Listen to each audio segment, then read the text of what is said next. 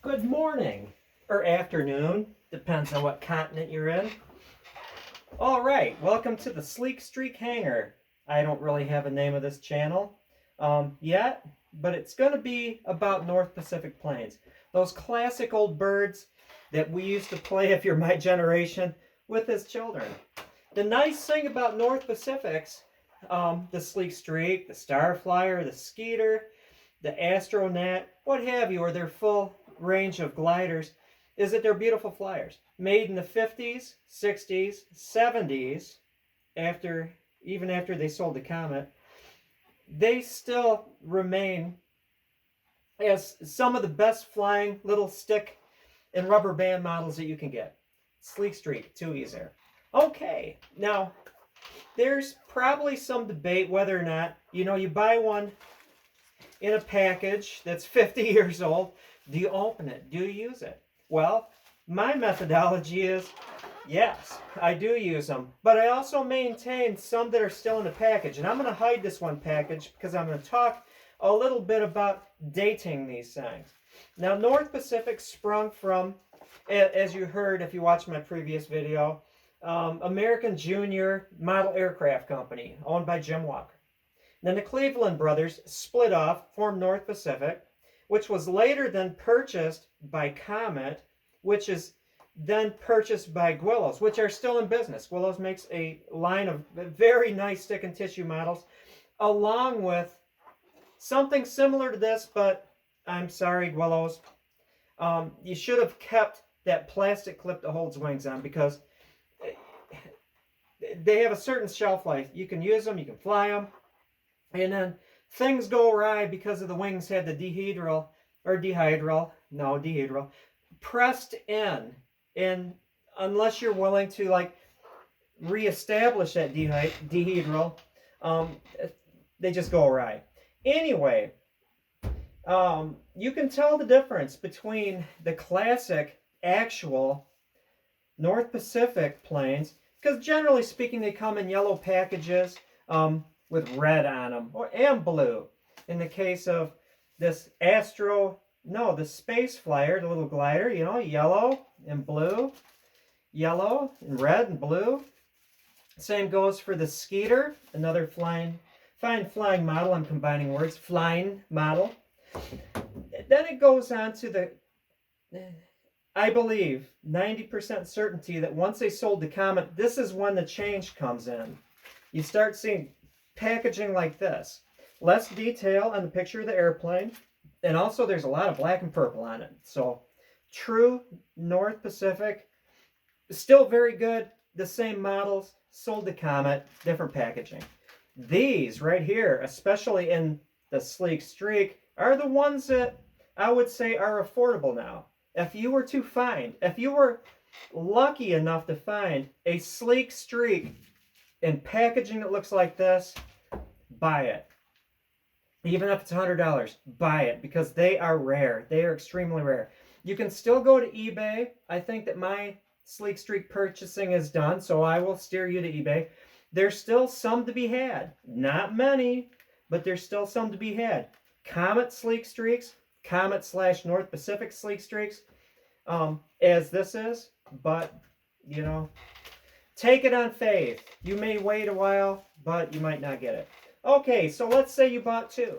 You bought two Sleek Streaks, Streak of Sleeks. And I would suggest, in my mind, I would keep one in the package. And when you open the package, be careful. I would say they've got this hanger that was a display razor blade right there, right along the back, keeping that top so you can experiment with your model aircraft, and then you may take it apart carefully and put it back into packaging. Bring it out for Christmas, bring it out for St. Patrick's Day, whatever. But I would suggest keeping the package and opening in a way that it doesn't look like it was opened. You're not cheating anyone. It's the total package. Especially if you get an original North Pacific Sleek Streak. Okay, enough of that. Now what happens? You wind up flying the heck out of it. And in the case of me, I have a gravel parking lot, and it is not as soft as grass. But I still fly these things. I would, for the ones I fly, definitely CA super glue the nylon nose assembly to this very soft balsa wood stick. North Pacifics have very lightweight, very soft balsa fuselage, and to maintain a proper thrust angle, I'm afraid you're either going to have to just super glue the balsa wood so it's strengthened and then slide it on. I go all the way because I fly these a lot every single day for a while. I just super glue that front on there. I would also suggest on the Sleek Streak, not so much with the Star Flyer, unnecessary in the Skeeter and the Astronet, bend the landing gear as far forward as you can before you hit the propeller, so you have less of a chance of it hitting and then flipping down and hurting the wings when it's suspended by the wings. Now, it just so happens that these things are extremely repairable. Hopefully you're going to be able to see this. I will remove the rubber band. Should have done this previously, but these are not organized videos I make. There we go. You can see the fuselage was actually repaired.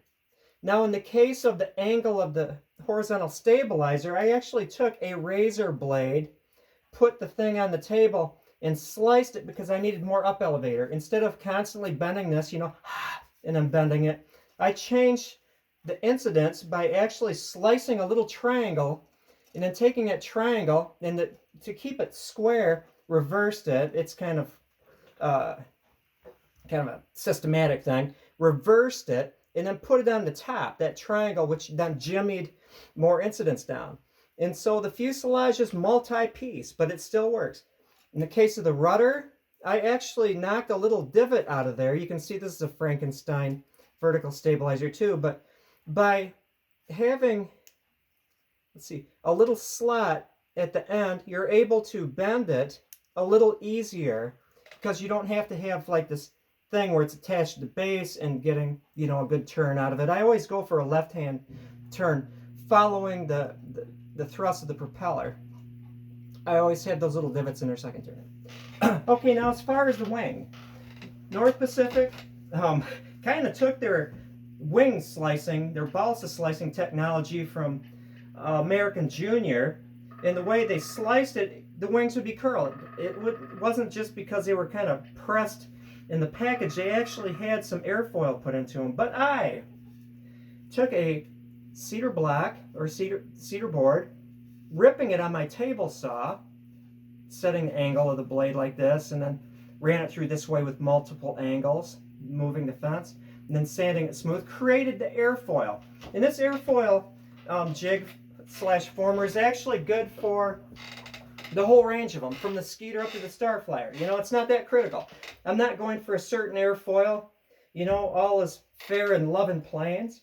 So I just have this good compromise. Now, this is a beater. This has crashed so many times, has landed in the trees, has been removed out of the trees by sticks, and accidentally hitting the airplane. The wings are multi-pieced, and actually, I've got divots taken out of them, cut it clean with a razor blade, and then CA little patches in here. The end got crushed with a stupid accident, so that end of the tip right there has been repaired. It's a little heavier than it started, but it's still a pretty good flyer. I wanted to maintain an airfoil in this, consistent throughout the wings, give it a little stiffness. It's going to add a little weight. This is not as far-reaching in height as my other one that's a little fresher and not as beaten upon, but it still flies good. Now, how I attack this, you can do it two ways. You can either cut out a little piece of balsa wood that follows the airfoil and just glue it on there so it's like perpendicular to the line of the airplane. However, I got fancy. I took two, I think like 1/32 sheets and sliced them. The grain is actually, you can see this airfoil running this way. Soaked them, hot water, laminated them with just some wood glue because I wanted to have a better bond, uniform throughout and soaking in than CA. Put them on here and then rubber banded these on here and then forgot about it until it was perfectly dry, and have this. I then taking my razor blade, sliced, you can see how narrow they are, those little bands right there. Slice those and then CA'd them onto the wings to maintain the airfoil. I'm not going to have them near the fuselage, of course, because it goes from airfoil to flat. I don't want them near the tip, so I kind of did them at that interval. And so I have revived this thing. It was flying pretty bad. I would bend the wings and stuff like that, and after some trimming, get a great flight. You know, up, high, circling and circling. But it wasn't consistent enough for my likes, so I felt that I should take a strip of this and reinforce the airfoil.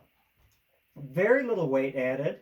The benefit is both sides. It's symmetrical and it's stiff and it's going to stay with that airfoil because I reinforced it.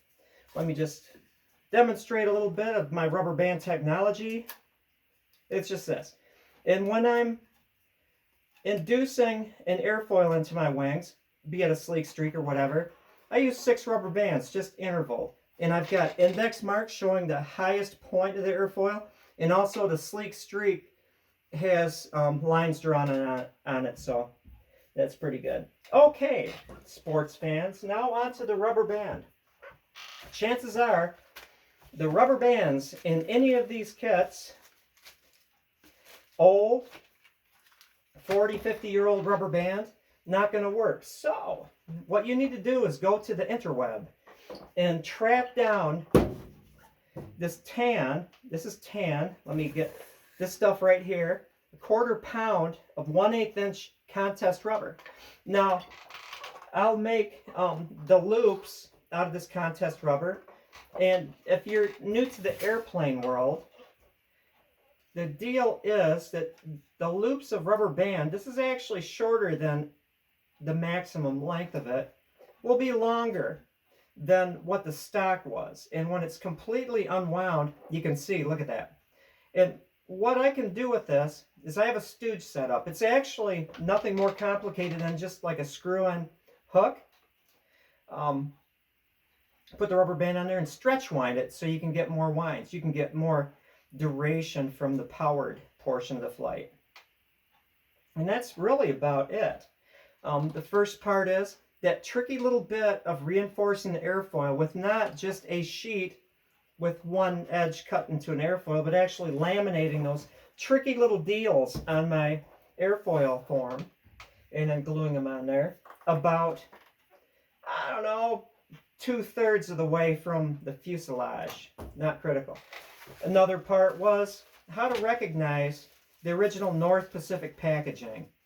Original North Pacific Comet. But I would not, as they would say, kick a sleek streak out of bed for eating crackers if it was made by Comet, because basically it is the same as a North Pacific. From my observations, the balsa wood is just as good with the Comet versions.